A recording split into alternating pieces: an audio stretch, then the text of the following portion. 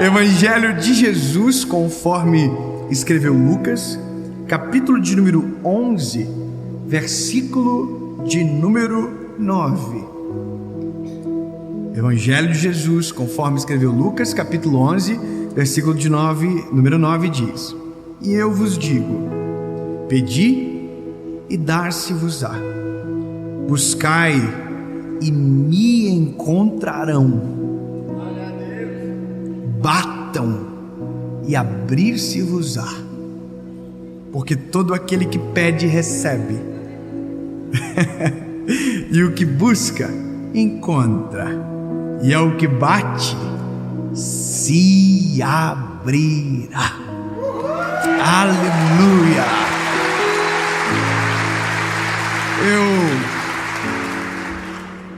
Eu confesso que eu fiquei pensando muito depois do dia que eu ouvi essa frase. Eu devo ter ouvido em algum lugar ou de uma outra forma, mas depois que eu ouvi, eu fiquei com aquilo: oi Deus, sou eu de novo. Quantas vezes nós oramos sobre as mesmas coisas? Quantas vezes nós já dedicamos um tempo em oração para falar a mesma coisa que foi repetida centenas de vezes em nossas orações? E a loucura é que a quantidade de vezes que pedimos é infinitamente superior à quantidade de vezes que agradecemos depois de receber aquilo que a gente pediu. E tá tudo bem, já tem uma mensagem falando sobre isso no canal, mas eu revisitei algumas coisas na nossa história, na palavra, sobre a importância de insistir em oração. Essa palavra insistência ou insistir, ela é correlata com essa leitura que fizemos, porque o último imperativo, o último verbo é batam, e quem bate insiste. Eu não sei se você tem a mesma percepção do que eu, porque hoje mudou muito, né? Hoje você vai e chama no interfone, não é verdade? Então você dá um toque, e o toque que você dá chama várias vezes. Mas a oração não é igual. A oração é como o velho modo de chamar alguém.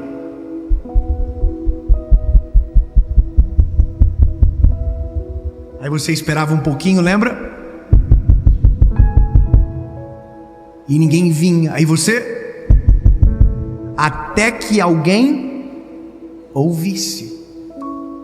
E sempre foi dessa maneira. A questão que me incomoda nesse exemplo quer dizer que eu oro e eu preciso insistir, porque talvez Deus não me ouviu na primeira vez. Entende que, de acordo com a maneira que a gente constrói o exemplo, ele pode prejudicar a nossa compreensão sobre o que significa insistir em oração? E para isso a gente precisa olhar para exemplos práticos, a gente precisa olhar para a palavra, encontrar alguém que insistiu em oração, o que isso aconteceu e quanto isso vale a pena. Porque tem uma coisa, tem pessoas que desistem rápido demais. Tem pessoas que têm a facilidade de simplesmente abandonar e deixar para lá. Essa palavra deixar para lá não pode combinar com a gente. A gente tem que ser insistente. Tem um texto da palavra que Jacó encontrou-se com um anjo e a frase dele é: eu não te deixo sair daqui enquanto a minha bênção eu não receber. Sabe, a gente tem que ter a noção e a coragem e a ousadia e a fé de dizer: eu não vou parar de orar enquanto aquilo que eu orei seja a realidade da minha casa. Eu vou orar hoje, vou orar amanhã, depois de amanhã e depois do amanhã, até que o Senhor Deus do céu se importune comigo e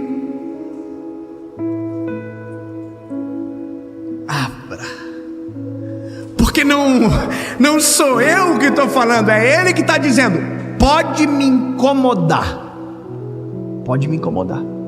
Oi, Deus, sou eu de novo. Aí Deus diz: sério, não sabia. Deus te conhece tão bem que você tem que ter até vergonha um pouco, porque aquilo que a gente esconde, Deus conhece. Sabe quando você entra no quarto, tranca a porta, se esconde debaixo da cama, do colchão? Hoje nem tem mais isso, né? Hoje é tudo cama box. Mas sabe, no lugar mais oculto que você for, Deus conhece. E eu vou te falar, essa lição de oração, eu já falei centenas de vezes sobre a minha mãe, e eu nunca vou deixar de falar sobre ela, porque para mim é inerente, uma coisa conecta com a outra. Quando eu falo de oração, eu preciso lembrar da minha mãe, porque afinal de contas eu sou uma oração da minha mãe. E é isso que às vezes a gente esquece, que você é o motivo de oração de alguém que talvez já foi respondido. Sabe o que talvez você não sabe? É que talvez estar aqui hoje é o motivo de oração de alguém que foi respondido. Todos os apelos que eu faço, todos, eu consigo ver que quando alguém se levanta, junto consigo os joelhos também se levantam, de pessoas que estavam orando nas suas casas para que Jesus salvasse aquela pessoa que era tão amada. Sempre tem uma oração sendo respondida. E existem orações que a gente não sabe que foram feitas, mas que estão sendo respondidas, e que Deus é especialista de responder uma oração centenas de famílias de uma vez só. Porque talvez você não sabe, e eu também não tenho a dimensão, mas quando uma pregação dessa vai ao ar, milhões de pessoas assistem, e tem gente que por conta de uma palavra que chega na hora certa é transformada. Você acredita nisso? Sim ou não? Você acredita, sim ou não? Mas sabe qual é a loucura disso? Orações são respondidas, amém, mas tudo começou na oração de uma mulher. Porque para mim é assim que aconteceu o negócio. A minha mãe dobrou os joelhos pela nossa família, e só levantou os joelhos quando Deus salvou toda a nossa casa. Então eu só estou pregando hoje porque Deus respondeu mamãe. Pronto. Oi, Deus, sou eu de novo. Meu pai, Jesus salvou primeiro. Minha mãe orou anos por ele. É a minha história, nem todo mundo sabe, mas meu pai orou, foi alvo de oração da minha mãe por muito tempo. E a loucura é porque minha mãe orava e meu pai permanecia igual. E é louco isso, insistir em algo que parece que não tem saída, insistir em algo que parece que o correto é desistir. Quando a gente olha para a palavra, isso também acontece. Há uma mulher chamada Ana que não pode ter filhos, e o próprio marido dela disse: ei, chega com esse sonho, eu sou para ti mais do que 10 filhos, você não precisa disso. Para de sonhar, para de pedir, não vai rolar. Na contrapartida tem uma mulher chamada Penina que diz para ela: eu tenho filhos, você não tem.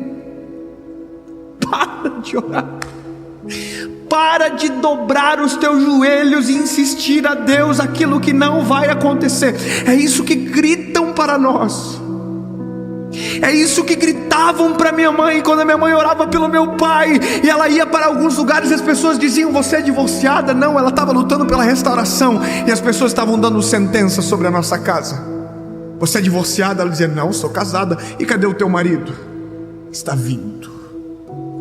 A insistência na oração me faz ver pelos olhares da fé aquilo que a razão e a lógica não têm a capacidade de me apresentar. Orar é abrir o coração para o Senhor e dizer: Deus, eu sei que o Senhor sabe, mas eu preciso saber e colocar em palavras aquilo que eu estou sentindo.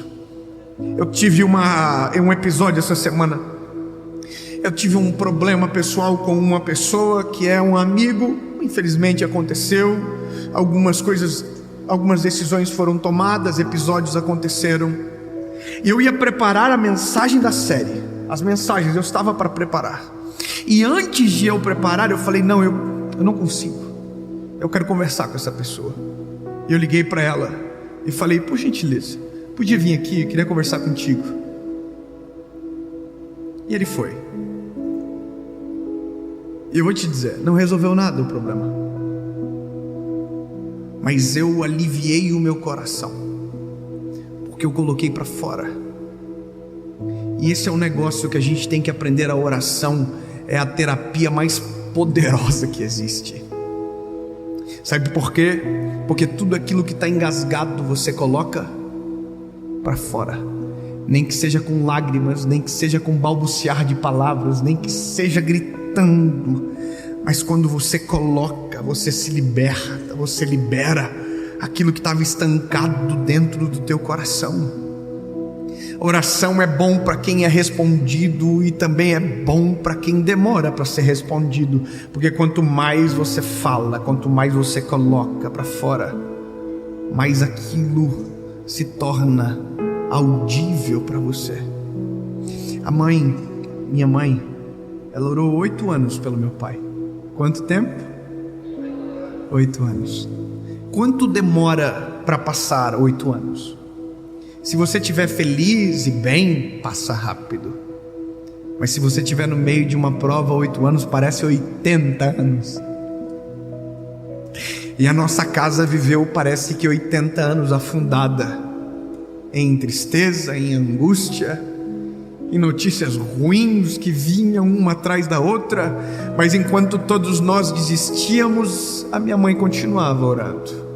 Enquanto Eucana desistia, Ana permanecia sonhando e orando e clamando e buscando. Enquanto Penina zombava, ela permanecia ativo, porque a oração mantém a chama acesa, a oração mantém o nosso olhar na direção certa, enquanto a desistência nos baixa o olhar e nos faz desistir daquilo que é promessa de Deus.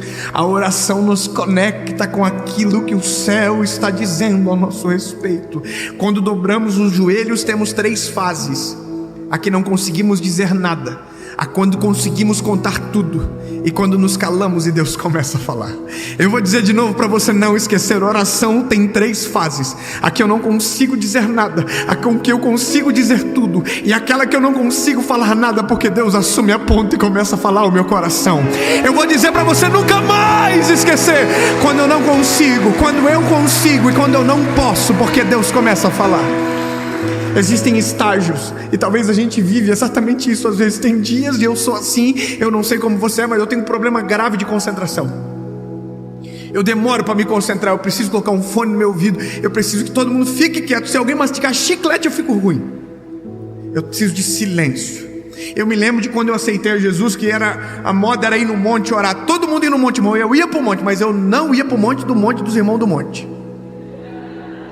Deu para entender o que eu acabei de dizer? Eu fiquei confuso agora. Porque era muita barulheira, era muito e povo, e profecia, e tiro, bomba. E eu só queria falar com Deus. Aí eu me lembro que eu descobri uma picada no monte, que eu pegava assim um caminhozinho para a esquerda e caminhava uns 5 minutos, e chegava no lugar onde eu ouvia só um ruído lá de cima, e eu dobrava os meus joelhos. E eu fiz tantas orações naquele monte, e que hoje já são realidade. Quantas coisas eu orei um dia, e que eram meras orações, e hoje são testemunhos. Porque eu quero que você creia que se a oração não acabar, ela vai se tornar um testemunho. Eu vou repetir: a oração, quando não acaba, vira testemunho.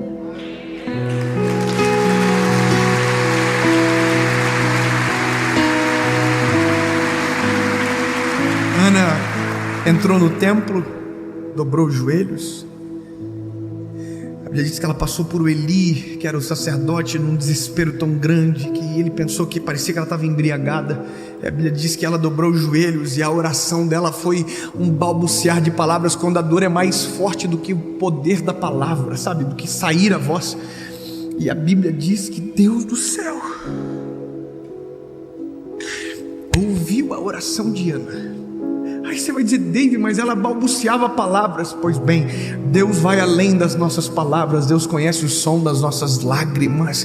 Deus conhece a batida do nosso coração. Deus conhece o grito da nossa alma. Deus conhece além e vai além. E quando dobramos o joelho e simplesmente dobramos o joelho, nem sempre a palavra sai. Deus consegue ouvir a oração inteira, porque conhece o nosso coração. Eu quero que você nunca esqueça: Deus ouve as orações cujo qual as palavras não são as melhores, mas que o coração é sincero em falar tudo aquilo que está sentindo. Tem dias que eu dobro os joelhos e eu não consigo falar, mas o meu silêncio conta uma história muito linda para o Senhor, e às vezes desesperadora, e às vezes precisando de um clamor e de um socorro. E o Deus que eu sirvo olha para mim e diz: oi, lindo, tá aqui de novo? Que bom que você não desistiu, porque na hora certa toda oração vira um testemunho. A minha mãe orou 8 anos, até que um dia o Espírito Santo visitou ela no momento de oração. E eu vou te dizer, irmão, minha mãe não é normal orando, não. Normal é a gente. Minha mãe é sinistra. Minha mãe, um dia eu fui orar na igreja que ela estava orando, e eu fui de secreto. Ela orava de manhã cedo, era uma oração que ela ia às 8, só ela e alguns irmãos da igreja. E eu me lembro que eu dobrei os meus joelhos atrás dela sem ela perceber. E eu ouvi a oração dela, e eu não consegui mais orar. Ela orou 30 minutos, que foi o tempo que eu permaneci. E os 30 minutos ela contou detalhe da minha vida para o Senhor, que eu nem sabia que Deus sabia e que ela conhecia. E naquele dia eu saí do templo, daquele lugar, dizendo: Deus, me ensina a orar igual a minha mãe ora. Oi, Deus, me ensina a ser igual a minha mãe. E tá aqui de novo, e de novo, e de novo. Um dia minha mãe chegou em casa e falou para o meu pai: Hamilton, o Espírito Santo falou comigo, hoje Ele vai falar com você. Meu pai olhou para minha mãe, ficando doida. Saiu de casa, e quando ele entrou no carro, o Espírito Santo entrou dentro do carro. Meu pai começou a chorar muito, e ele fez uma pergunta para o Espírito Santo: aonde foi que eu errei, que tudo se perdeu? E 8 anos de oração da minha mãe foi respondido em uma tarde dentro do carro. Meu pai voltou para casa, eram 6 horas, eu estava indo para o colégio. Ele disse: quando você chegar em casa eu quero falar contigo. Eu nunca tinha visto aquilo. Eu falei: tudo bem, eu não sei o que é, porque eu já apanhava. Se fosse alguma coisa que eu tinha feito, eu já tinha apanhado. Então eu fiquei confuso. Então voltei para casa no final de noite, eu, minha irmã, minha mãe. Meu pai sentou na nossa frente e falou: Deus falou comigo hoje. E todo mundo começou a chorar, inclusive a minha mãe.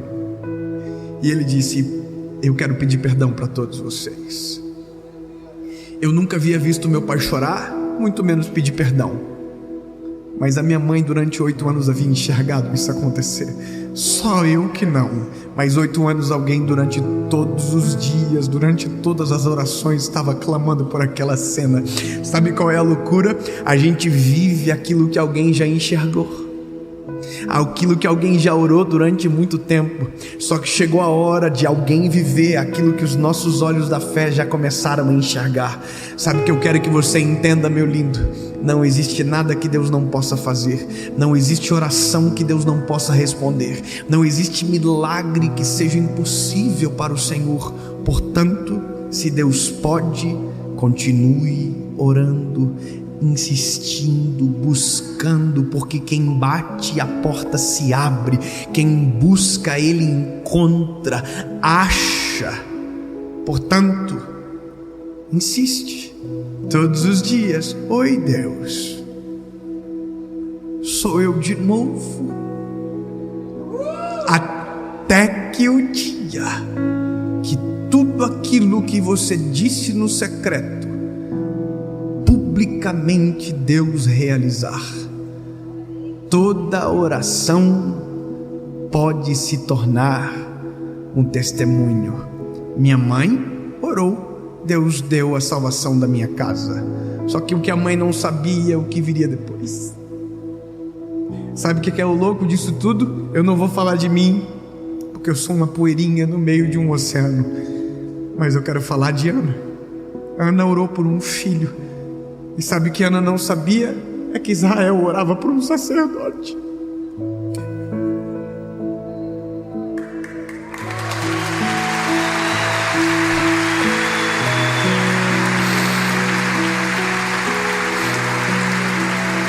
Saiba que quando Deus responde a alguém, Deus não respondeu uma pessoa, Deus respondeu uma geração. Deus nunca vai dar algo para o homem que o fim seja Ele próprio. Tudo que Deus faz por mim, Deus faz por nós. Quando Deus respondeu Ana, ela parou de chorar. Israel secou a lágrima e nem sabia por quê. Mas dias após, meses que se passaram, anos que chegaram, o menino que era a resposta de Ana se tornou a resposta de Israel. Não pare de orar. Não desista de orar, porque talvez aquilo que você tem buscado em oração seja difícil e impossível aos teus olhos, mas que para Deus é simples demais.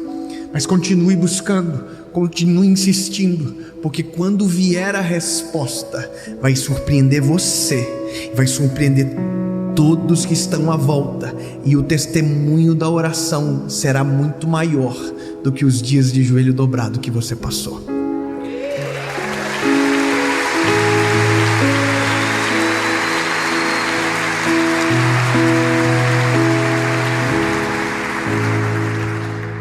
Jeremias capítulo 33, 3 diz: clama-me, eu responder-te-ei, e anunciar-te-ei coisas grandes e ocultas que ninguém sabe. Em nome de Jesus, Pai, é assim que queremos viver, em contato contigo. Mesmo quando faltam palavras, estaremos na tua presença, clamando pela tua direção e socorro. Continue conosco, Senhor. Permaneceremos batendo. E não importa, o Senhor pode até incomodar-se um pouco, mas a gente vai estar todos os dias, enquanto houver fôlego. Oi, Deus, sou eu de novo. Amém.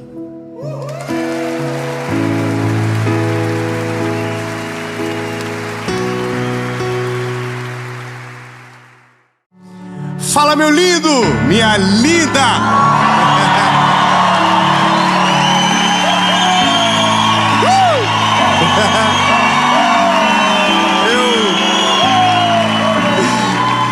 Eu confesso que essa animação de vocês, ela nos anima também. E eu espero que quem esteja em casa se sinta tão amado, acolhido, como eu estou me sentindo aqui junto com vocês. Que essa palavra ministre ao seu coração, que seja força para decisões, e que Deus te encoraje a viver uma nova estação a partir daquilo que você vai ouvir. Eu só quero te pedir um favor antes de ir para o vídeo. Toda segunda-feira, 7 horas da manhã, em ponto, tem uma mensagem para você aqui no canal. Então, se você ainda não é inscrito, se inscreve, ativa o sininho, curte, compartilha. Hashtag 10 milhões. Meu Deus. Nós vamos chegar em 10 milhões. Falta pouquinho. Falta coisinha assim de 2 milhãozinho. Meu Deus, o que é 2 milhãozinho pra você? Manda pro amiguinho, que manda pro primo, que manda pro tio, que top. Então compartilha, ativa o sininho, curte. Quando você curte, o YouTube entende que é um negócio que ele pensa: meu, o que é isso? Tanta gente curtindo, deve ser bom. E ele manda pra mais gente. E quanto mais gente assistir, melhor. Eu vou falar em assistir. Bora pro vídeo.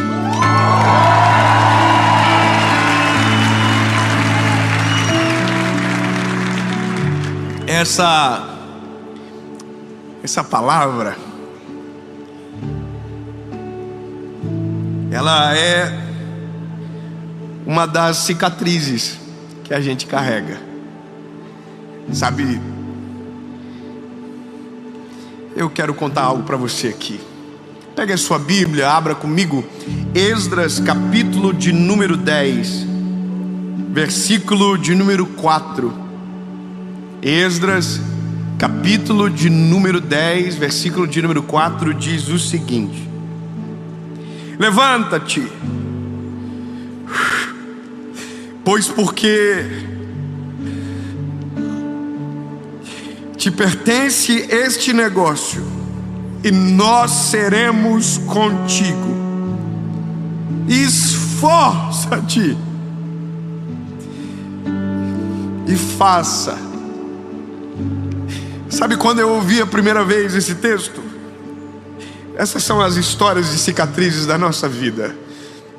O dia que eu ouvi esse texto não foi numa pregação, foi numa resposta de Deus para um momento crucial da minha vida. Se você acompanha um pouquinho a gente, você já deve ter ouvido algumas histórias assim soltas, do apartamento que dá kitnet, do apartamentinho que a gente morou, das pedras que eu coloquei. Ai, irmão, eu sou muito fofoqueiro. Eu não devia falar tanto, mas eu fofoco. Eu tenho um problema, eu sou fofoqueiro. Tem coisas que a gente vive com Deus que é impossível não contar. Então deixa eu só fazer um refresh para chegar no dia que eu ouvi essa palavra. Eu tinha 19 anos, casei com a minha esposa, minha primeira namorada, que conheci com 16. Se você conhece a minha esposa, você sabe quem ela é, quão linda ela é, quão abençoado eu sou. Alguém me disse esses dias, fiquei um pouco ofendido. Ele disse: olha, você deve ter orado muito, a tua esposa pouco. Essa risadinha aí não é bem-vinda. Tudo bem, tudo certo. Pelo menos eu orei muito e Deus me deu a minha esposa. Quando a gente então casou, eu tinha alguns sonhos. E todo mundo é muito parecido no que eu vou falar. Eu tinha um sonho de ter a minha casa. Eu queria abrir, irmão do Glória a Deus, vamos comigo, Deus será contigo, minha linda, fica junto. Preciso de mais uns 10 irmãos do Glória a Deus para nós ficar animados nessa aqui. Então, esse era o meu sonho. Então eu fui aos pouquinhos, porque tudo que é muito rápido perde a graça. Então eu fui aos pouquinhos, eu fui para kitnet. Da kitnet eu fui para o apartamentinho que ficou pronto. E quando eu estava no apartamentinho prontinho, bonitinho, top, maravilhoso, que é isso? Oh meu Deus, que top. Nesse apartamentinho, um dia eu sentia que era hora de dar um passo a mais. E aí encontrei um terreno para vender. E o terreno eu consegui trocar de permuta no meu apartamento. Só que daí tinha um problema. Eu só tinha um terreno. E sabe, tem coisas na vida que Deus nos impulsiona e que a gente tem dificuldade. E a gente tem um pouco de problema de crer completamente. Então a gente faz e se arrepende 5 minutos depois. Mas aí já está feito. Então eu troquei no terreno. E aí o apartamento tinha um prazo para eu sair do apartamento. Então agora eu entrei em contagem regressiva para entrar em depressão. Porque agora eu tinha que construir uma casa. Só que deixa eu te falar, lindo, eu não sabia nem por onde começar. Eu nunca tinha construído uma casa. Aí fui pro Google.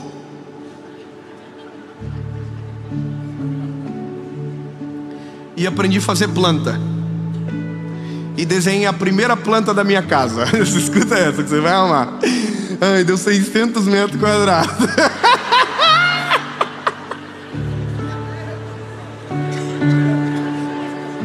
Porque no desenho era tão barato, irmão. Só risquinho pra cá, risquinho pra lá. E eu fiz com aquela medida que 1 centímetro era 1 metro. Então fiz a casa top, uma folha linda. E passei, mostrava pra minha esposa. Falava, que é isso, hein? Top! E aí fui na casa de um amigo meu, aquela casa de 600 metros quadrados. Talvez ele vai ver essa mensagem. Aí eu mostrei pra ele aqui, ele falou: nossa, que é isso, hein? É maior que a minha casa. Aí eu já olhei pra ele assim: quê? Eu não tinha noção de nada, irmão. Aí ele falou assim: quanto você acha que você vai gastar um metro? Eu falei: que metro? Eu não sei como que é que faz a conta. Faz uma conta aí. Ele me passou um valor de metro, irmão. Quando eu coloquei na calculadora os 600 vezes o valor do metro, que deu o resultado, eu peguei a folha e dobrei. Falei: a gente não precisa de tudo isso para viver, não. Que é isso? E aí desenhei outra planta. E essa deu 220 metros. Que é isso? Morava em 48. Recorde mundial. Fiz a planta. Encontrei um arquiteto que aceitou fazer aquela planta que eu desenhei. Eu tinha alguns sonhos. Abrisse já a porta da casa, visse o fundo do terreno. Coisa de sonho. Cada um tem o seu. E aí eu fui no arquiteto. O arquiteto me cobrou 5 mil. Falei: o senhor faz em quantos? Isso que estava só nos 5 mil do projeto. Irmão, ele parcelou, fechei, fiz o projeto. E agora entra esse texto, porque a conta não fechava nunca. Aquela conta nunca iria fechar. Eu fui para o culto, fui para a igreja, e estou eu sentadinho, tentando prestar atenção no culto. De vez em quando abri a Bíblia. O que eu coloquei lá dentro? A planta. Eu olhava a planta me olhava, nós os olhávamos. Só tinha uma palavra: impossível. E eu estava muito triste, muito desanimado, sabe? Na verdade, naquele dia eu estava com um sentimento no meu coração que eu havia cometido um erro muito grande, que aquilo que eu havia planejado nunca ia ficar pronto, nunca ia dar certo. O valor era alto demais, o milagre era grande demais, tudo era tão difícil que eu fechei a Bíblia no sentido assim de que acabou o plano, acabou a planta. Deixa, eu prefiro perder 5 mil do que passar vergonha com essa casa que nunca vai ficar pronta. Fechei a Bíblia e um irmão veio por trás de mim, colocou as mãos no meu ombro e falou: Dave, eu não sei o porquê,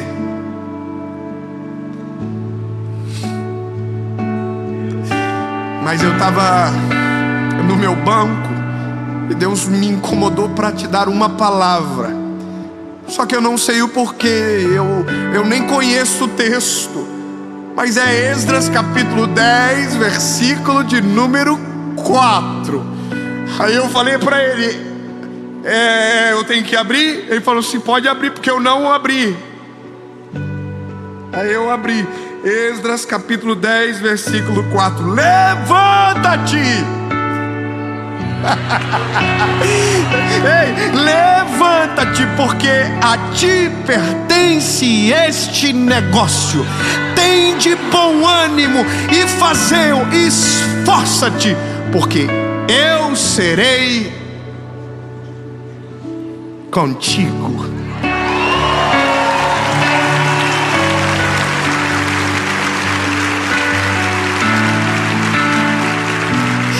Esse dia eu aprendi uma palavra: fé. E descobri que fé se pronuncia de uma maneira diferente. Você vai amar. Eu estava ansioso por essa mensagem. Lindo. Fé se pronuncia R-I-S-C-O.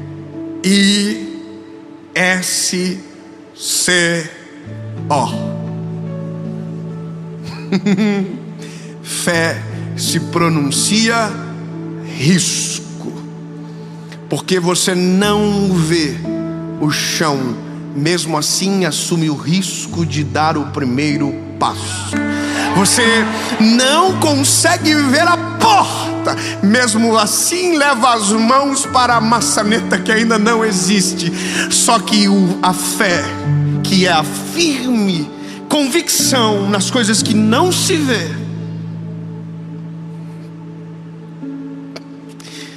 só descobre o resultado dela quem assume o risco. Só que eu quero que você entenda, lindo, assumir o risco é assumir de verdade. Naquele dia, eu saí do culto e falei para minha esposa: eu acredito na palavra, nós vamos construir a casa. A casa vai ficar pronta antes do que a gente imagina. Irmão, tem alguém que tem algum sonho travado aqui? Tem alguém que está esperando algo da parte de Deus? Eu quero que você levante a mão. Eu quero que você levante a mão assim, bem alto, aonde você estiver. Então eu quero que você saiba, entenda, a sua declaração de fé e a sua postura de coragem de assumir o risco, em nome de Jesus, fará você viver um grande milagre. Agora, escute a história, porque a história vai piorar. Eu, então, agora tinha a certeza que a casa ia ficar pronta, só a conta que não sabia de nada. Minha conta estava top, só o aluguelzinho daria conta. Mas eu tinha um carro. Essas histórias são maravilhosas. Eu tinha um carro que era o carro do meu sonho, irmão. Eu comprei antes de pensar da casa. Eu comprei o carro top. Até contei ontem para os irmãos que estavam aqui. E esse carro capotou. Do nada, ele resolveu que deveria partir dessa para melhor. Um homem bêbado bateu na gente na rodovia. A gente capotou o carro, ficou de perna para cima. Saímos do carro, eu e minha esposa, mas não antes de outro carro virem bater na gente. E o carro bateu em alta velocidade e o nosso carro girava na rodovia, virado de cabeça para baixo. Então eu consegui sair do carro desesperado, tirei a minha esposa, coloquei no guarda-reio e me lembrei do meu óculos e do meu telefone que estava dentro do carro. Eu voltei para dentro do carro e eu ouvi a minha esposa gritando: meu marido está lá dentro! E um carro em alta velocidade desviou da ambulância que estava marcando o lugar e bateu no carro que eu estava de joelho dentro. Ai, mas não ia só acontecer a casa? Não, lindo.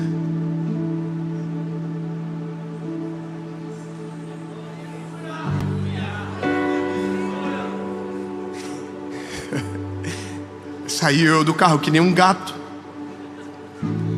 Um gato. Gostei dessa. Minha esposa confirma. Saí do carro como eu sou todos os dias. Aí tinha um cortezinho no joelho, mas nada, um negocinho assim. Aí o paramédico veio, falou: não é nada. Eu falei: mas corta pra ver. Ah, irmão, sofri um acidente, deixa o atendimento ser completo. Aí ele cortou. Não era nada, era só um negocinho assim, um vidrinho que ficou. Aí eu falei: nossa, perdi a calça, né? Que benção. Resumindo, eu nunca tinha feito seguro de um carro. E aquele carro tinha feito seguro. Eu nunca tinha um carro daquele valor, mas aquele carro tinha acabado de ser quitado fazia 10 dias antes do acidente. E eu nunca vi o carro como parte da casa. Deus olhou e falou assim: vou te dar vou te dar a casa, mas vou usar o carro de entrada. Ai, se Deus me perguntasse, eu ia dizer: deixa quieto, vamos dar uma seguradinha. Só que como Deus sabe o que é melhor para nós, alguma coisa que Ele nos tira é para nos devolver em proporção dobrada e incalculável. A fé me faz entender que abrir mão de algo por aquilo que Deus tem é acertar em cheio para viver de maneira plena e completa aquilo que Ele deseja para mim e para você. Só tem um problema: essas oportunidades batem na nossa porta todos os dias. Todos os dias tem um milagre para você viver, lindo. Todos os dias Deus manda alguma coisa grande, alguma oportunidade para você, e você não vive por uma coisa, você não assume o risco. Deus já deu quantas ordens de comando para você viver coisas extraordinárias, milagres extraordinários, e você diz: não vou. Perdeu. Eu tinha uma palavra, a casa, eu tomei posse e não me arrependi, porque eu fiz um propósito com o Senhor. E quando tudo ficou pronto, a vizinha da casa de trás procurou a minha mãe. Ela disse para minha mãe: olha, eu vi essa casa do início ao fim ficando pronta. E ela disse que ela via, e eu sei porque era eu que estava lá, ela via eu de mãos erguidas dentro de um monte de tijolo e cimento, com as mãos levantadas, dizendo: Jesus, vai ficar pronto, Senhor. O Senhor vai enviar condição e vai ficar pronto. Eu não vou passar vergonha, eu não vou ser envergonhado. E aí a casa foi ficando pronta. Quando o primeiro quarto ficou pronto, a minha oração mudou. Não era mais para a casa ficar pronta, era dizer: Jesus, agora eu quero um filho para colocar nesse quarto. Jesus, eu quero um filho. E a casa tem 3 quartos, só tem eu, Jesus, e a Paula. Se eu brigar, tem outro quarto, dorme em 2. E o terceiro, deixa para o Senhor encher. Quando a casa estava quase ficando pronta, eu me lembro de subir no último andar, lá onde estava a caixa d'água, e falar para o pedreiro: o quarto vai ser usado, porque o João está chegando.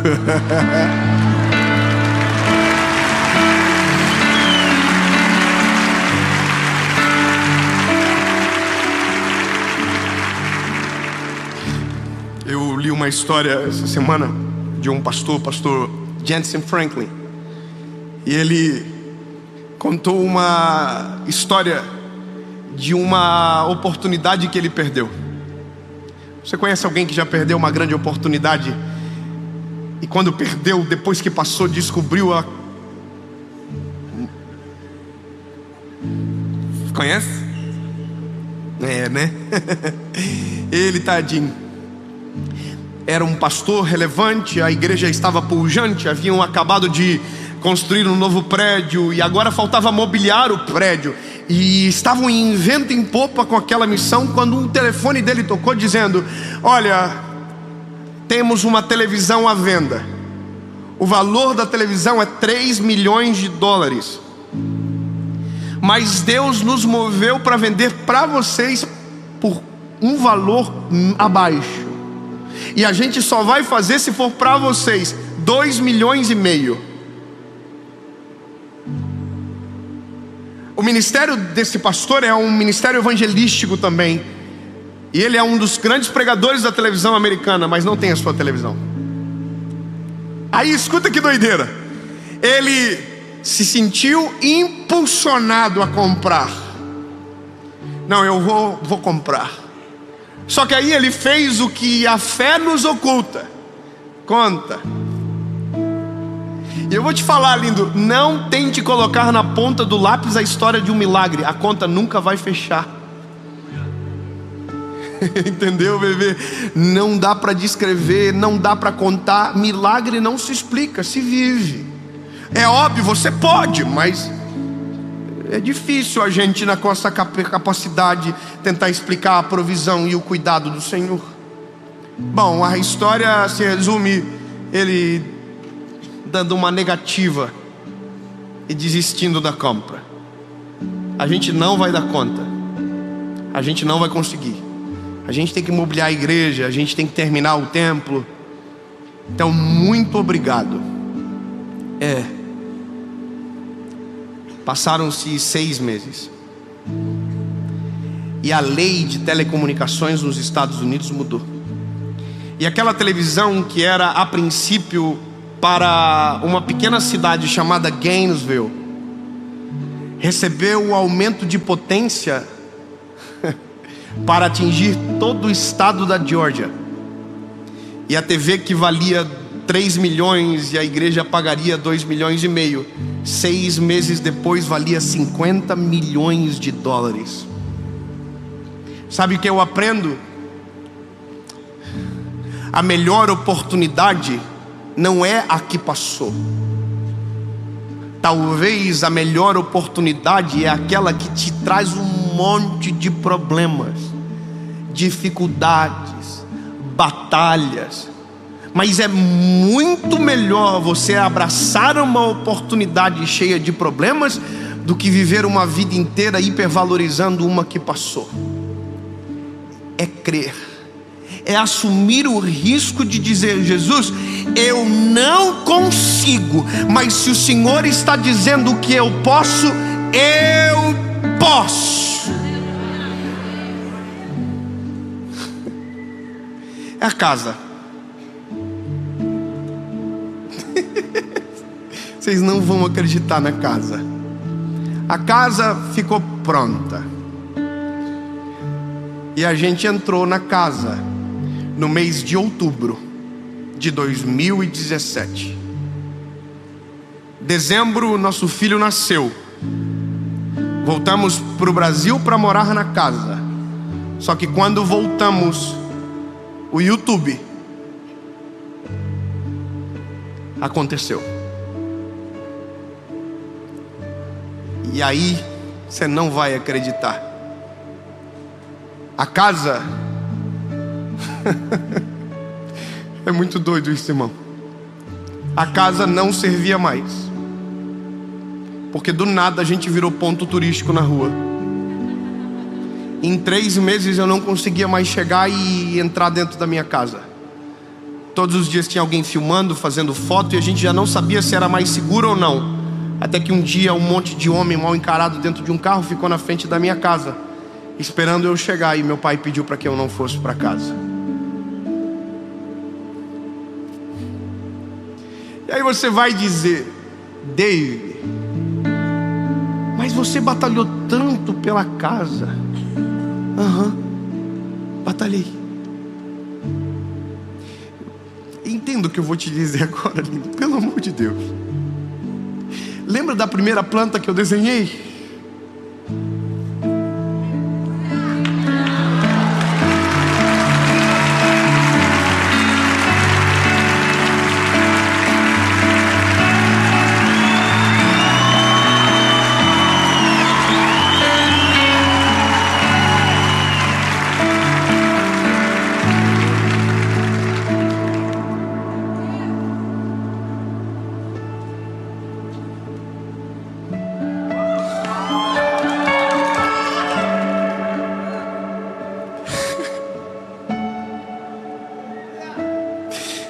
Testemunho tem que ser contado na frente do espelho, para que você não se esqueça que nenhuma promessa derramada pelo Senhor cai por terra, senão antes Ele a cumpra.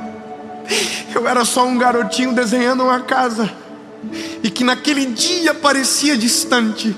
Imagino o olhar de graça do Senhor para mim, fazendo o desenho daquela planta, tentando recalcular de acordo com a minha realidade, e Deus dizendo: lindo, esquece a tua realidade, olha para a minha. Esquece o teu tamanho, olha para o meu. Esquece a tua dificuldade, olha para a solução.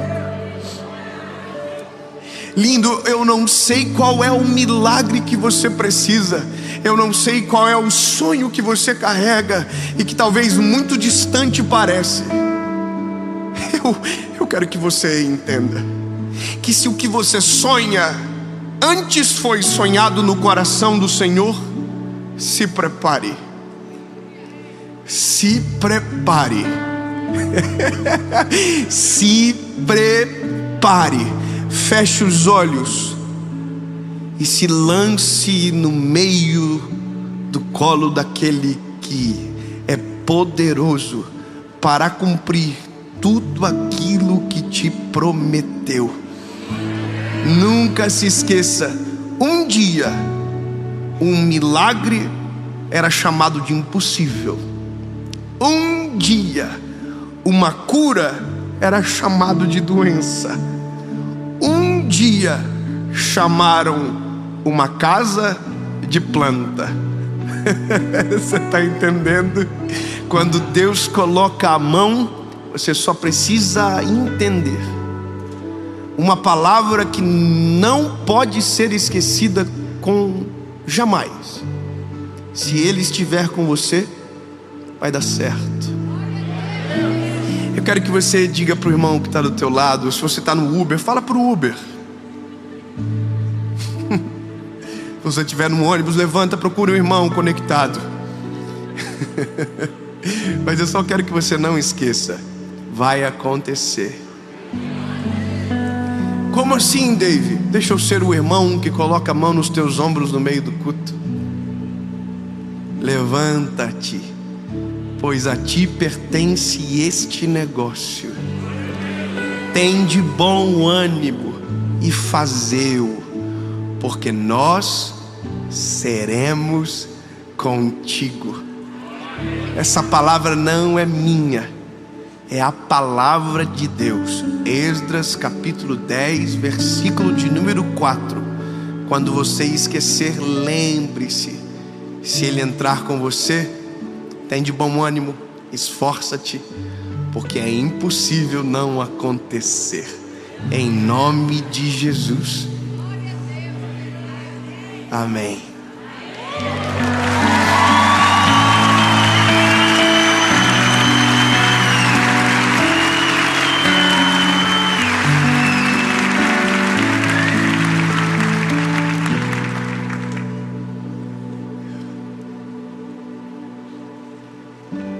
Jesus,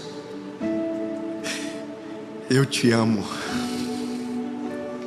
Tu és maravilhoso.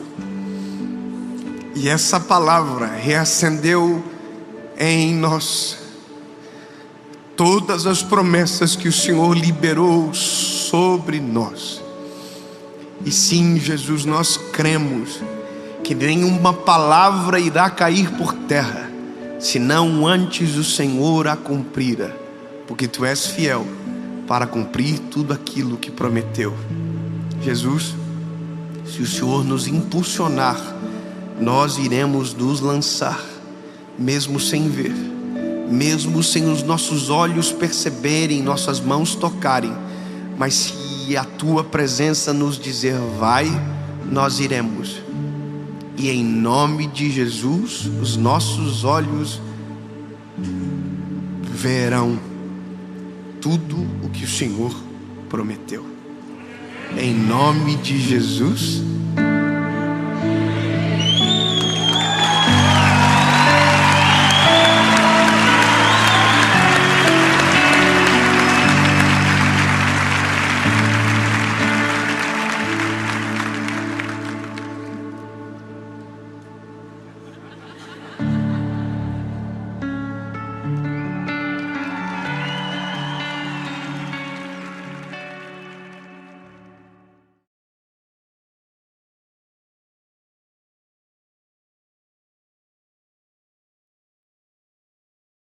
Fala, meu lindo, minha linda, tudo bem com você?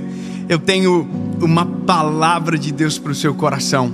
Eu tenho certeza que você parou nesse vídeo pela pergunta, que não é a pergunta do vídeo, é a pergunta da sua existência, é a pergunta da nossa história.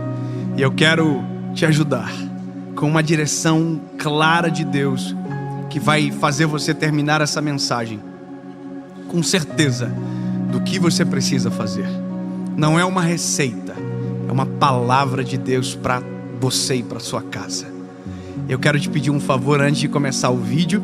Se você ainda não é inscrito no canal, se inscreve no canal. Não dói, não quebra o computador, muito menos o telefone. Você se inscreve também, tá? Se não, todo mundo é inscrito aqui? Deixa eu ver o sininho então. Ativa o sininho. Toda segunda-feira, às 7 horas da manhã, tem uma palavra de Deus para você por aqui. E claro, se você ainda não curtiu o vídeo, curte, comenta, manda para todo mundo, compartilha. Faz essa mensagem chegar o mais longe possível, porque eu tenho certeza que vai ser bênção para milhares de pessoas. Vamos fazer o seguinte? Vamos pro vídeo.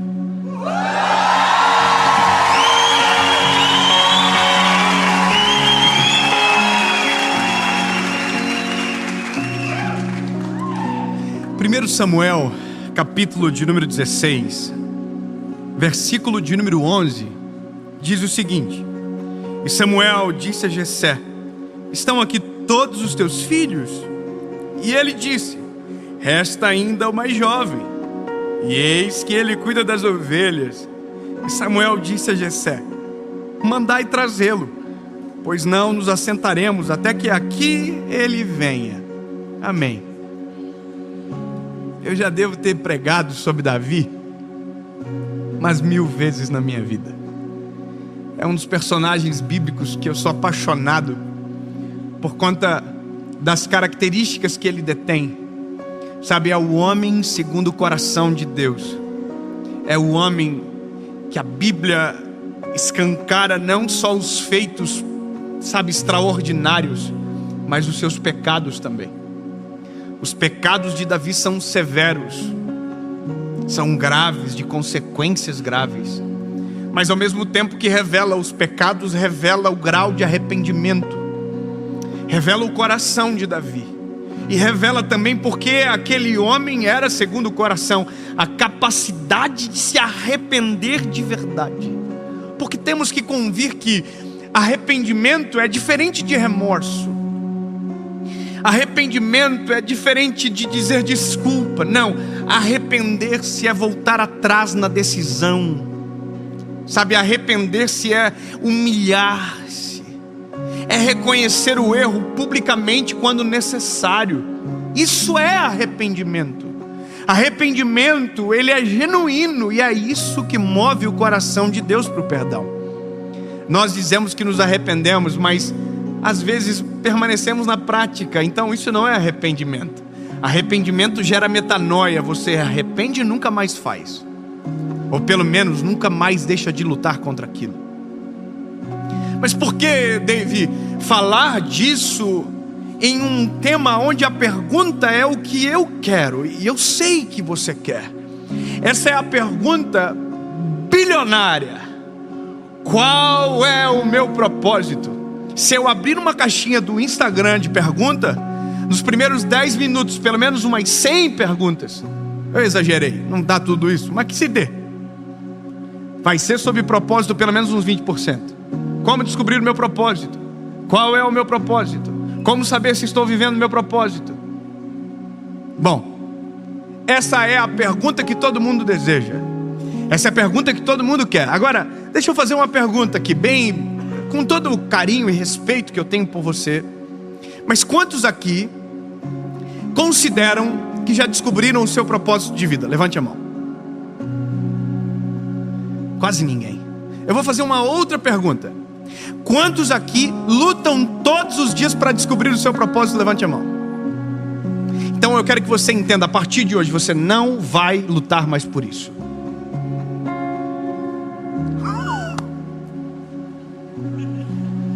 Nossa, que absurdo! É exatamente isso. Nós estamos vivendo uma vida baseada no amanhã, e estamos esquecendo do propósito de hoje. Nós estamos lastreando o nosso coração, criando expectativas no que iremos fazer quando a realidade mística do propósito for a nossa realidade genuína. Quer ver uma coisa? Todo mundo diz a mesma frase: se eu ganhar na Mega Sena,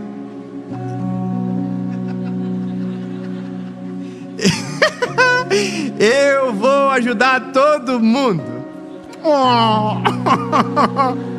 Se eu ganhar na Mega Sena, eu vou ajudar os pobres. Nossa, que bonzinho. A pergunta é: por que não faz agora? Não, é porque só vou fazer se eu ganhar na Mega Sena. A pergunta é: por que não viver de maneira excelente agora? Não, porque eu só vou viver de maneira excelente, pleno, quando eu estiver vivendo o meu propósito. Deixa eu te dizer uma coisa, meu lindo. A vida não se vive na caça do propósito. A vida precisa ser vivida de propósito. Enquanto você estiver correndo atrás do teu propósito, o teu propósito vai estar correndo de você. Agora, quando você começar a viver a sua vida de propósito, fazer o que é certo agora, o melhor agora, o excelente agora, o seu propósito vai correr atrás de você e ele vai te alcançar.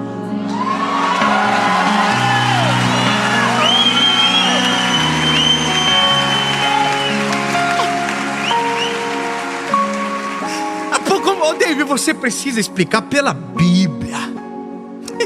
Vou explicar. O Davizinho, top, lindo, maravilhoso, ruivinho, maravilhoso, lindo, top. Estava onde? Aonde que ele estava?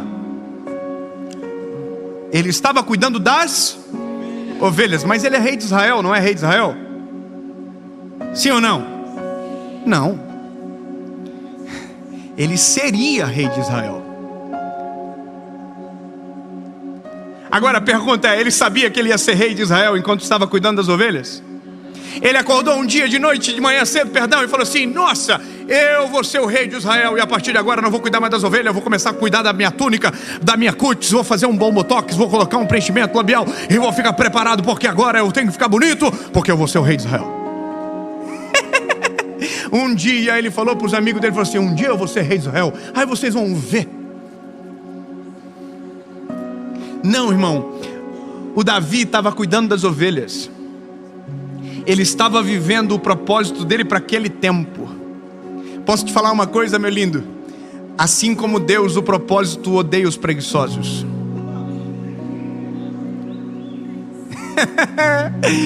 É lindo, deixa eu te falar, Deus tem um grave problema com aqueles que são preguiçosos. Mas o propósito e a vida são exatamente iguais. Eles têm a agonia de gente que não se move, gente que não é excelente no que está fazendo agora, gente que está esperando o dia de amanhã para melhorar, gente que está esperando o dia de amanhã para ser o melhor naquilo que faz. Não, lindo, você só vai viver o seu propósito o dia que for o melhor no que você faz agora. O que você faz agora? Você faz café? Então, lindo, tem que ser o melhor café agora. Não quando eu fazer o curso de cordon bleu. Não, vai pro Google, vai pro YouTube, dobra o joelho e diz: Deus, me dá a receita do café. Eu quero fazer o melhor café da minha vida, porque talvez alguém muito importante um dia pode experimentar o teu café, olhar para você e dizer: o que é isso? E aí o teu propósito pode te achar naquele dia. Sabe qual é a loucura de tudo? Davi não achou o propósito, o propósito achou. Eu vou falar uma coisa, eu não achei o meu propósito me achou. Como assim, Davi? Sim, lindo, eu mirei em tudo. Eu queria ser piloto de avião, eu queria ser bombeiro, eu queria ser tudo, só não queria ser isso aqui. Só que interessante que isso aqui sempre foi o propósito de Deus comigo. Deus já sabia. Aí então, Davi, o que você fez para encontrar? Nada. Eu queria poder dizer para você: olha, se você acordar todos os dias 5 horas da manhã, tomar banho de água gelada. Que? Eu não sei que vocês estão indo. Ai. Se você fazer isso, se você fazer aquilo, nossa, aí vai acontecer. Não fiz nada disso. Tenho dificuldade com 5 horas da manhã. É a mesma coisa que acordar morto para mim. Eu acordo morto, falecido. Se um dia se me encontrar às 5 horas da manhã, sabe, eu estou falecido, eu não estou ali. Só meu corpo vagando sobre a face da terra. Não. Foto, eu tiro foto. Porque não existe receita. Sabe por que eu estou dizendo tudo isso para você? Porque nós estamos sendo colocados dentro de uma perseguição que não é justa. Nós estamos sendo inseridos em uma disputa que ela não é real. Ela é mística. A gente diz: o dia que eu encontrar o meu propósito eu vou ser feliz. O dia que eu fazer isso, que eu comprar a casa eu vou ser feliz. O dia que eu, sabe, que eu isso, que eu aquilo, que eu comprar o meu carro, que eu... Lindo, eu vou te falar uma coisa. O segredo da vida é ser contente com o que eu vivo agora. O segredo da vida é eu ser grato a Jesus com o que eu estou vivendo agora. Não é o que eu vou viver amanhã, é o que eu estou vivendo agora. Porque se eu for grato pelo que eu estou vivendo agora, se eu for sensível à voz do Espírito Santo, aquilo que eu estou vivendo agora, se eu ser excelente no que eu estou fazendo agora, pode acreditar, A Bíblia diz que Davi está no campo, cuidando das ovelhas. Ele era improvável para a função cujo qual Jessé tinha sido designado, Samuel tinha sido designado. Jessé jamais colocaria a expectativa no menininho Davi, porque ele é o mais novinho da casa. Sabe qual é a loucura? A gente está tentando conquistar a atenção dos outros. A gente está tentando provar para os outros que deu certo. A gente está vendendo uma imagem que deu certo. Quando a gente chega dentro de casa, nada daquilo é real. Está cheio de dublê de rico na geração de hoje. Porque eu tenho isso, eu tenho aquilo. Olha o meu carro.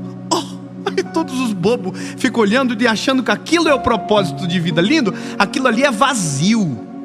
Aquilo ali só mostra que você tem dinheiro, não mostra que você é feliz. Aquilo ali mostra que você tem conta, ou um monte de conta.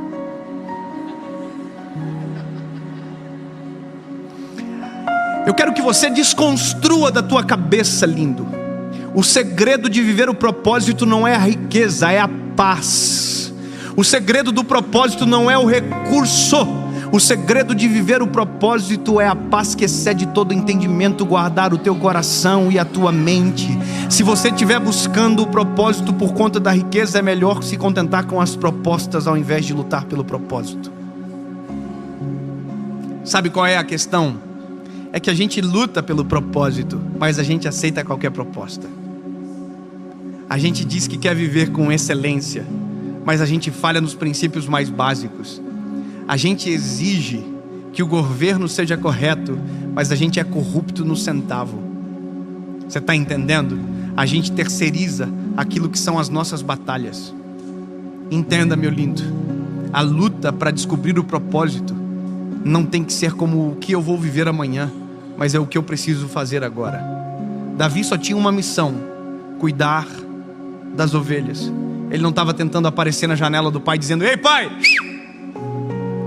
I'm here. Se não der nenhum, eu tô aqui, hein?"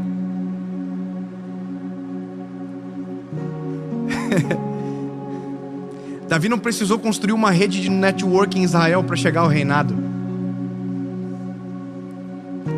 Ele nunca foi atrás. O propósito foi atrás dele e o achou. Só que quando o propósito chegou nele, ele estava trabalhando. A Bíblia reproduz a mesma história com Elias e Eliseu. Quando Elias encontrou Eliseu, a Bíblia diz que ele estava trabalhando. O que ele estava fazendo? Arando a terra. O propósito não encontrará os preguiçosos e os que vivem de maneira desordeira, sem excelência. O propósito só vai encontrar aqueles que estão sendo excelentes agora. A pergunta é: o que você está fazendo agora? Talvez você ache pouco, talvez você ache pequeno, mas é nesses pequenos detalhes que o treinamento está acontecendo para a realização do teu propósito. Quer ver uma coisa interessante que a gente esquece? O Davi estava cuidando de ovelhas. Nossa, que função simples. Pois é, mas Davi tinha que, no secreto, sem ninguém ver, proteger as ovelhas. Ele era bom. A Bíblia diz que ele matou o urso, matou o lobo, matou o leão. Como assim, David? Mas isso não é uma história que todo mundo conta. Claro, porque é o bastidor. Só que quando ele viu o gigante pela primeira vez, enquanto todo um exército estava morrendo de medo, ele olhou para o gigante e falou assim: "É ele? Vocês estão com medo dele?" Aí você assim: fala macho. Se ele vê você, eu não estou entendendo, gente. Vocês estão com medo desse rapaz aqui que tem 1 centímetro a mais do que nós? É que vocês não estão entendendo o bastidor, ou aquilo que talvez alguém vai dizer que era improdutivo, não era de alta realização, não tinha status, não valia de nada. Lindo foi o treinamento para o Davi, porque antes dele derrotar um gigante, antes dele ser o rei de uma nação poderosa como Israel, antes dele comandar um exército forte que não perdeu uma guerra enquanto ele era rei, ele derrotou no secreto.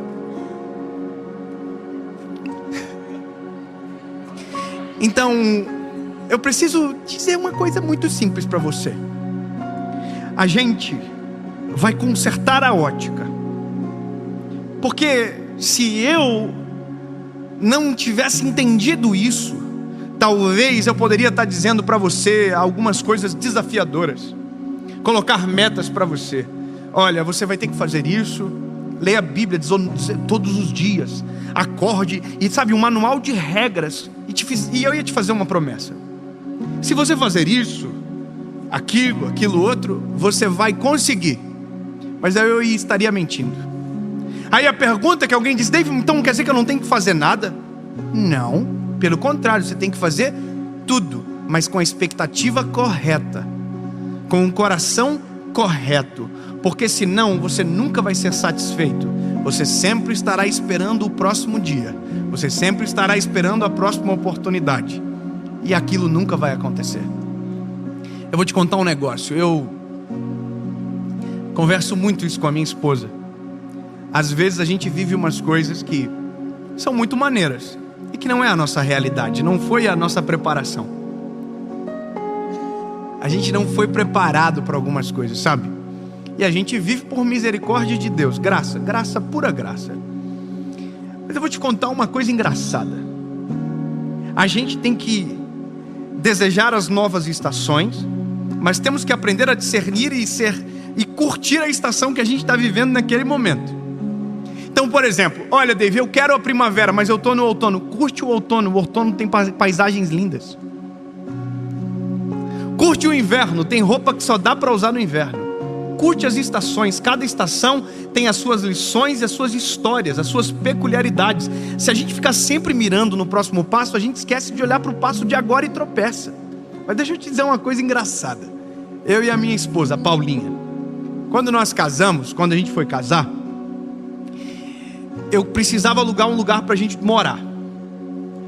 E eu vou te dizer como foi. Aí você acredita se você quiser. Se você não quiser, o problema é seu. Um dia eu estava no meu avô. Eu vou contar exatamente como aconteceu. Eu estava desesperado, o casamento estava próximo e eu não encontrei um lugar para morar. Um dia eu estou no meu avô e eu falo para o vovô: eu preciso que Deus me mostre o lugar onde eu vou morar. Eu estou preocupado, eu não sei aonde vai ser. E meu avô falou assim para mim: ô filho, você tem que orar e pedir direção para o Senhor. Eu falei: vô, mas eu estou pedindo. Aí o meu avô falou: então ele vai responder, espera. Eu falei: amém.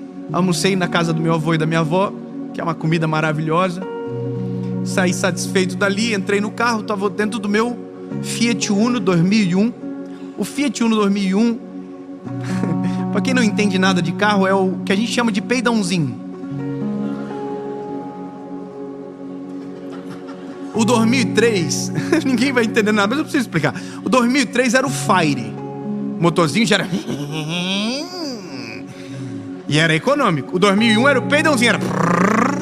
e gastava muito. Mas ele era lindo, branquinho, passava pretinho na roda. Quando eu tiver um carro bom, eu vou ser caprichoso. Não, lindo, se você não for caprichoso com o que você tem agora, você vai ser extremamente relaxado com o que vai vir ou nunca vai nem chegar. Só um. Deixa eu te falar uma coisa. Eu estava no meu ninho, entrei no carro e o Espírito Santo falou comigo: vou te mostrar onde você vai morar. Aí eu comecei a chorar, né? Eu falei: aonde? O Espírito Santo começou a conversar comigo: vai reto. Eu saí da casa do meu avô como um louco. Tô reto. E agora, Senhor? Segue reto. Lá em Joinville a gente diz: toda a vida reto. Mas você não vai entender. Aí o Senhor falou comigo: entra à esquerda. Como diz a minha mãe, por essa luz que brilha. Eu entrei à esquerda. E o Senhor disse: a próxima direita vai até o final da rua, que você vai chegar na frente da tua casa.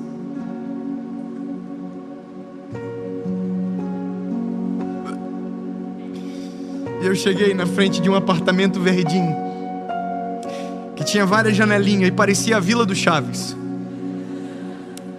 E o Senhor falou no meu coração: é aqui. Tinha um telefone na frente, 9120, eu não vou falar o resto, senão todo mundo vai ligar do Brasil para esse homem.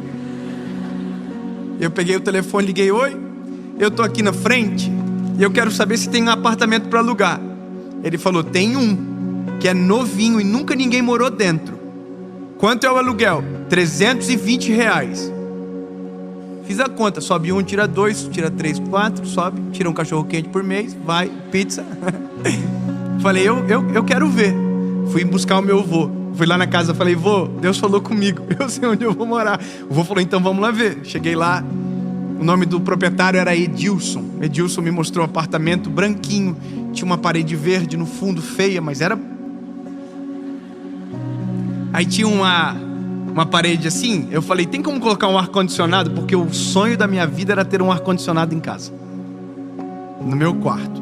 Eu achava muito de rico aquilo. E aí ele falou, olhou pra mim, olhou pro Uno,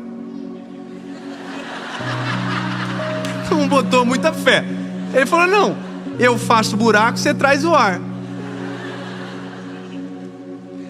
A conta de luz dava R$200. O aluguel era 320, ninguém entendia nada. A Celesc, que é a distribuidora de energia, chegava na frente do apartamento e dizia, tadinho, erraram na conta do menino. Mas tudo bem. Por que eu estou te contando isso? Porque 2 dias antes de a gente casar, eu peguei a chave do apartamento. Eu tinha um colchão, que foi o colchão da minha mãe, que eu coloquei lá. E eu dormi 2 dias lá sem a minha esposa, só porque eu estava muito feliz. Eu estava tão feliz que eu chorava lá dentro. Eu dizia, Deus, se um dia eu imaginei que eu ia ter um ar-condicionado no meu quarto, se um dia eu imaginei que eu ia casar com uma mulher maravilhosa e ia morar tão bem, porque eu sabia que tinham casas maiores, eu sabia que tinham casas muito maiores, mas aquilo era a minha realidade agora. E se é o que eu tenho para viver agora, Deus, obrigado. Eu não vou esperar chegar amanhã para ser feliz. Eu vou ser feliz com aquilo que o Senhor me deu agora. Muito obrigado, Jesus. Obrigado, Senhor. Qual é o teu propósito de agora? O que você faz agora? Qual é o seu trabalho? Aonde você mora? O carro que você anda?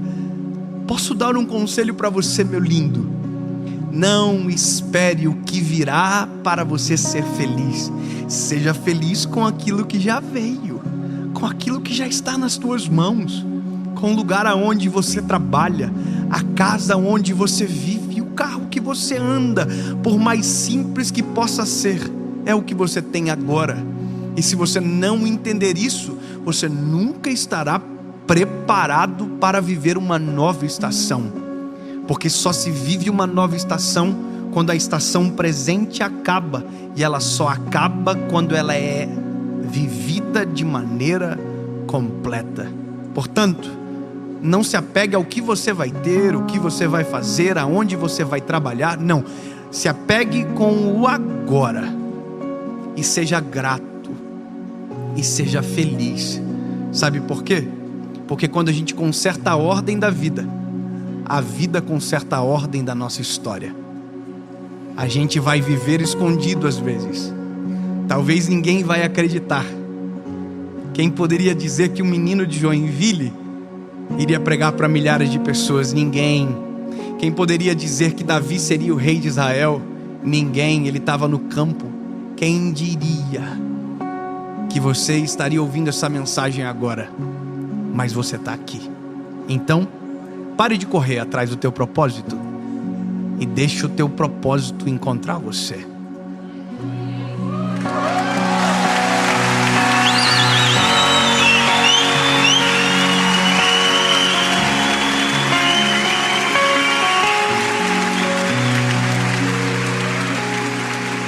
Ah, Jesus, é muito doido isso, Senhor. Porque a vida passa rápido demais. E aquilo que um dia foi absurdo, de repente pode se tornar normal.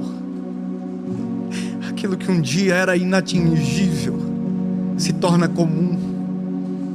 Mas um dia, Senhor, o comum se tornou extraordinário.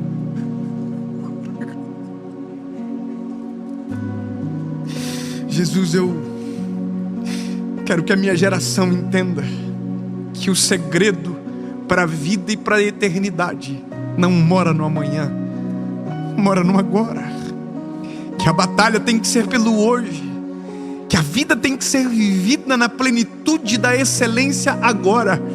Jesus, eu quero ajudar as pessoas, mas eu não vou esperar o amanhã. O que eu posso fazer agora? Jesus, eu quero ser excelente no meu próximo trabalho, mas agora eu quero ser também. Aonde o Senhor me colocar, eu vou fazer o meu melhor. Eu não vou viver de maneira desordeira, eu vou viver de propósito, para encontrar o propósito, ou melhor, ser achado por Ele. Amém.